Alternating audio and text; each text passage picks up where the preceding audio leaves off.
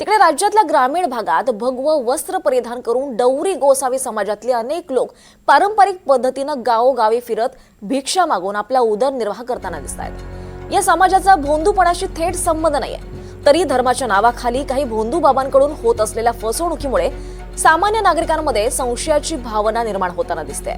पुणे जिल्ह्यातल्या खेड तालुक्याच्या पश्चिम भागातल्या सावंतवाडी परिसरात काही दिवसांपूर्वी एका महिलेची 5,000 रुपयांची फसवणूक केल्याचा आरोप करत गावकऱ्यांनी एका भोंदू बाबाला मारहाण केल्याची घटना घडली। या घटनेनंतर गावोगावी फिरणाऱ्या भगवे कफनीधारक बाबांकडे नागरिक आता संशयाच्या नजरेनं पाहू लागले।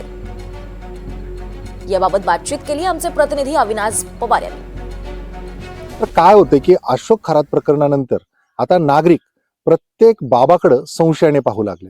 मात्र असं आहे का? तर मी आता ग्रामीण भागामध्ये फिरत असताना एक बाबा मला भेटले, त्यांच्याशी आपण बोलून हे जाणून घेणार आहोत। तुम्ही कुठले आहेत बाबा? काय नाव? श्रीगोंदा। अच्छा, नाव काय तुमचं?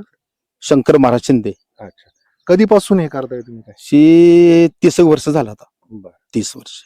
मी तुम्हाला एक घटना दाखवली मगाशी, हा, हा. ती योग्य आहे का? नाही पटत। हा. नाही, आज त्याला सजा मिळलीच पाहिजे, आज त्याला फाशी मिळलीच पाहिजे साहेब। आणि ही चांगलं असताना जी कृती चांगलं करतात तेव्हा ह्या जी आमच्या भगव्या कपड्याला ही असे अनेक लोक डाळ करतात आणि त्याच्यामधून असं आम्हाला काही लोक त्रास बी देतात, पण चांगलं असताना पण असलेला ना साहेब, त्यांना शिक्षा कुठं कुठं राहते त्यांना मिळलीच पाहिजे। आणि गोर गरीब म्हणला अशा तुमच्या सारख्यांचा असा पाठोमा आम्हाला मिळला पाहिजे। आता जो भोंदू बाबा जो खेड तालुक्यामध्ये मी तुम्हाला दाखवलं व्हिडिओ, त्याला मारहाण झाली का? तर त्यांनी महिलेकडून 5,000 देऊन फसवणूक केली होती। काय वाटतं? काय ना, ही म्हणजे चुकीच आहे। एखाद्या आई बहिणीकडून असं घेऊन लाबाडी करून एखाद्याला त्रास देऊन ही असं चुकीचं आहे। ही आमच्या धर्मामध्ये पटत नाही। काय की ह्या आमच्या धर्माला असं कळंक आहे साहेब।